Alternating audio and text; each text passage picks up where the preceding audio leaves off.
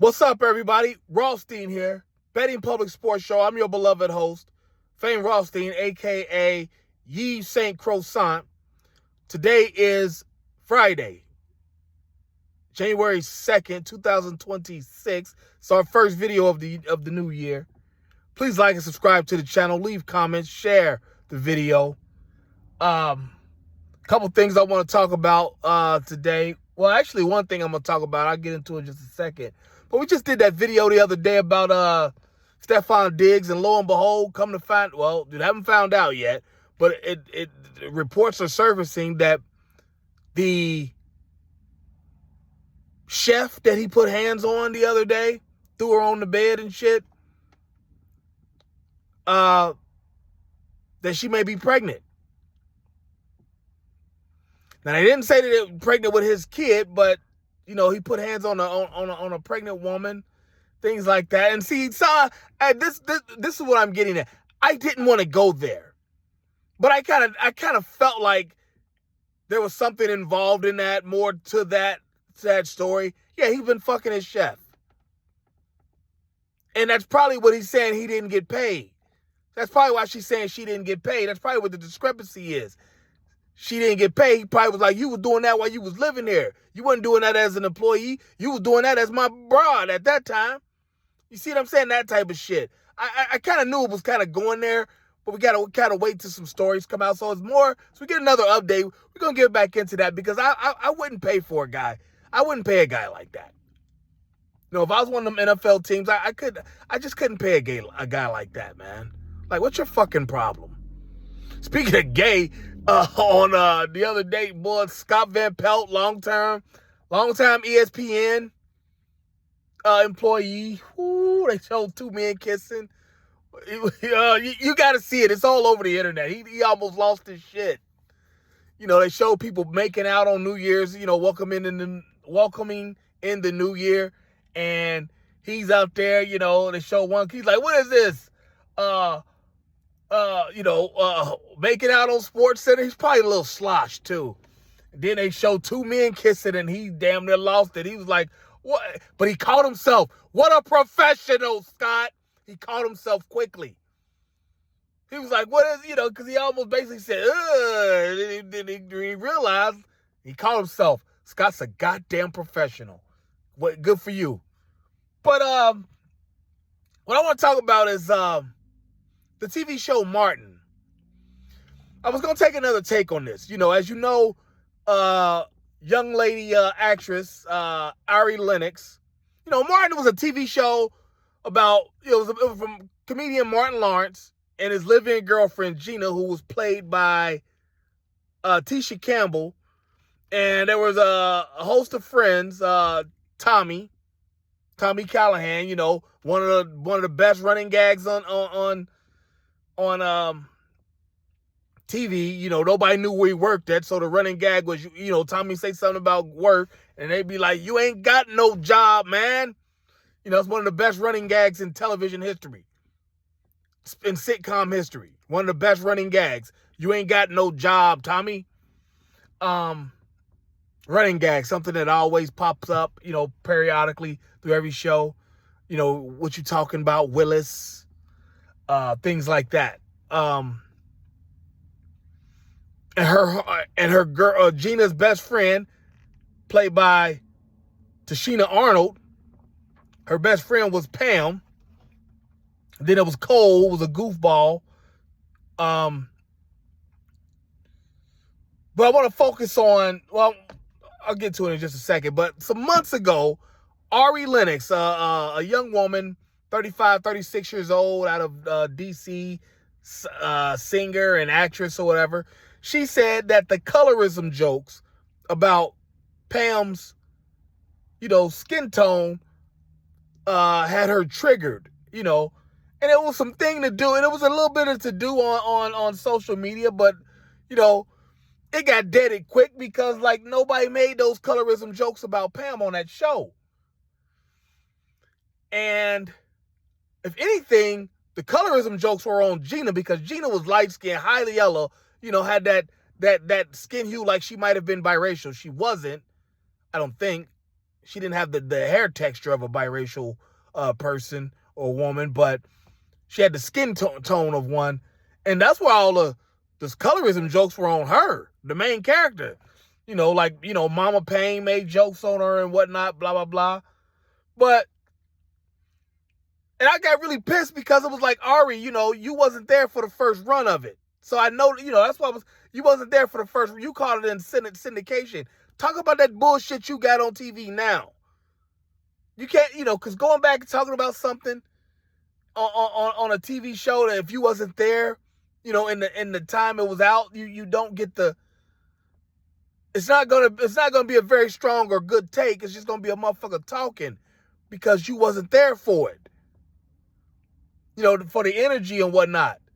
So that's why I never fucked with it. That's why I never really rocked with it back then when Miss Lennox said that. But my brother, Fawcett Media, I don't know if you all know him. He does a lot of, he's like some bald head black dude, little goatee and shit.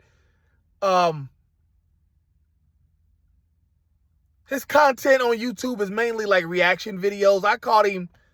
I've been aware for about 5-6 months now. He was real heavy on Corey Holcomb, because you all know I'm a big fan of Corey Holcomb. He was real, doing reaction videos on his shit, and so I'm gonna do one of Fawcett Media because he was talking about that colorism shit on Martin, and he had Tashina Arnold was actually on Dion Cole's podcast talking about it. Tashina Arnold basically shitted on her like, I don't know what you talking about. She's like, that's your people got you feeling like that. Your family and friends got you feeling like that. Martin, we didn't do that on this show. It's basically that's basically the gist of what Tashina said about it on Dion Cole's podcast. And but apparently Fawcett Media, he's about my age, as you all know. I'm about 50.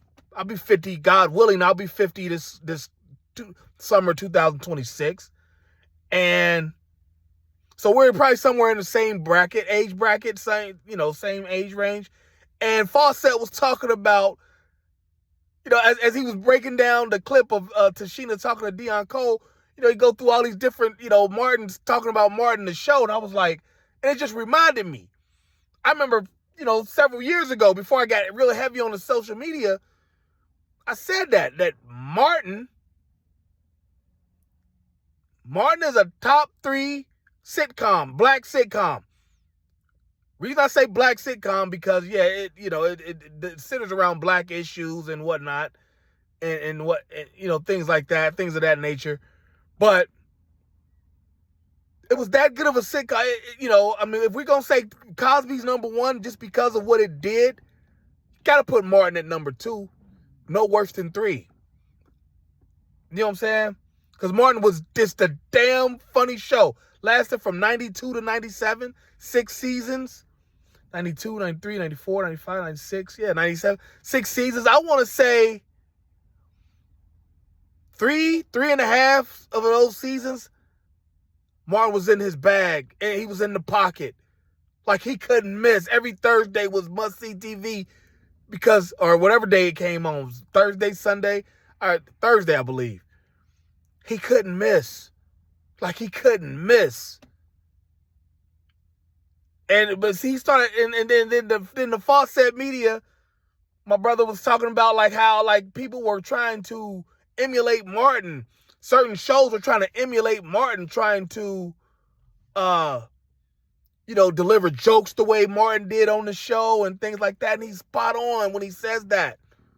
He was spot on because nobody ever likes to talk about the fact how the Wayans brothers basically stole an episode from Martin. Go to Martin, watch the Shaquille Sunflower episode. The Wayans brothers did the exact same damn thing. Like the next season for the Wayans brothers. Like you could put the dates together and tell that the Wayans stole that shit. It was because that Shaquille Sunflower episode, it was 2 episodes on Martin. That shit was crazy. And that's when he got on Pam. One time he's like, Lee, you can't bring your Campbell into the monastery. We don't have any food for her. He should just roast Pam every time. But but she catted him. But she got back at him, saying like, what'd she say? She's like, you need to go up there and finish, napping your, or combing your nappy hair, braiding your nappy hair, something like that. Like I said, Martin, I'm telling you, there was three and a half seasons where that show he couldn't miss. He was in the pocket, as they say about these rappers and singers and actors. He was in the pocket. He was in his bag, man. Like, seriously. The vacation, what's it called? Chilligan's Island? You know what I'm saying? Where they get that rodent. Like, Martin is, oh my God. It's the best, it's the best sitcom of my generation. Definitely. Like I said, Cosby was just one thing because Cosby was just something else. Cosby is one of the top sitcoms of all time, black or white. But like, but Martin was a black podcast, but it wasn't no goofy hood shit. I mean, it had its goofy hood moments, but it wasn't no just goofy nigga shit. Like, I don't know. Like there's certain, just certain shit out there that just, I'm trying to think of one offhand. I can't really think of one. Homeboys in Outer Space. I mean, but that's like, that's the low hanging fruit. You can just tell by the name of that was going to be some bullshit. But, yeah, man, Martin, that was just, and he's right. People were delivering jokes just like Martin. He mentioned Good Burger, Kenan and Kel. They were. Speaking of Kenan Thompson, I saw him on the Eddie Murphy shit, being Eddie Murphy on Netflix. Why is he the only, the one who's least famous, pardon me, ambulance going by, the one that's least famous, talking about Eddie? You had Dave Chappelle, Kevin Hart, you had Chris Rock. You probably would have had Martin if he was more coherent. He had Martin had some things going on there. But you had them three. You had Jerry Seinfeld. He had all these old directors and producers he used to work with, Eddie used to work with. And Kenan Thompson, the only one up there wearing sunglasses. Like, nigga, they just kind of chapped my ass because it's like, dude, have some reverence. You're talking about Eddie. You know what I'm saying? Like, you don't need to wear the sunglasses. You ain't, but I digress. But yeah, people, delivering jokes. Like I said, stole that episode. The Wayans brothers stole that Shaquille Sunflower episode from Martin. Same premise. The funniest one on the show, Marlon, grows a fro and becomes a, kind of a, herbal tea kind of motherfucker. On that type of shit. Trust me. Martin, oh my God, Martin, the Jodeci episode where they go out there to Varnell Hill, where they go out there to L.A. Martin comes singing on them and shit. You know what I'm saying? Like, I'm telling you, there was like 3-4 seasons where that dude couldn't miss. And that was enough. And the colorism, hell, season 1, didn't he call Gina a light-skinned bitch? A little light-skinned bitch? The crowd kind of gasped at that because, cursing on a sitcom like that. And it was just like, and yeah, it was just like it wasn't necessary for him to do that, to call her that on that episode on, when they were supposed to be breaking up. But, that's what I'm saying. That just goes to show that the colorism was never about Pam and Tashina Arnold.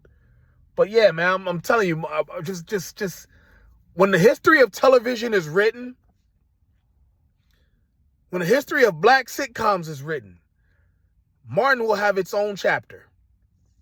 Martin will get its own chapter, and it needs to be celebrated.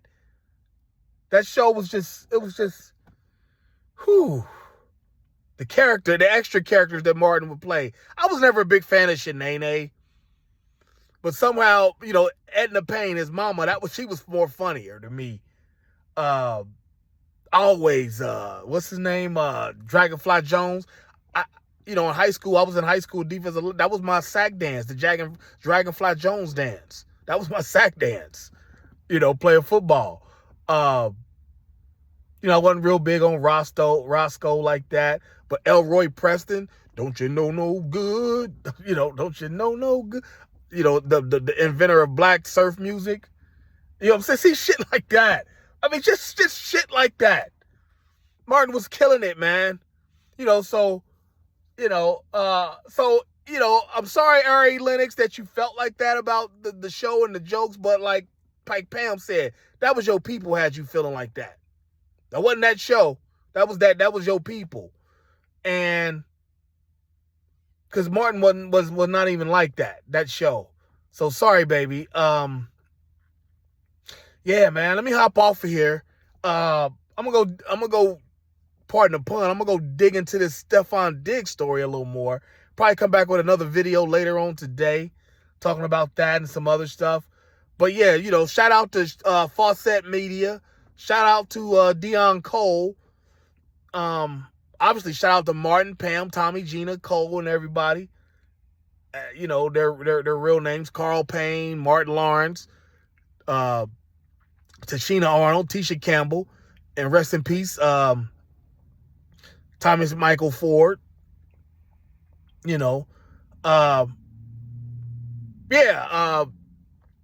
Martin.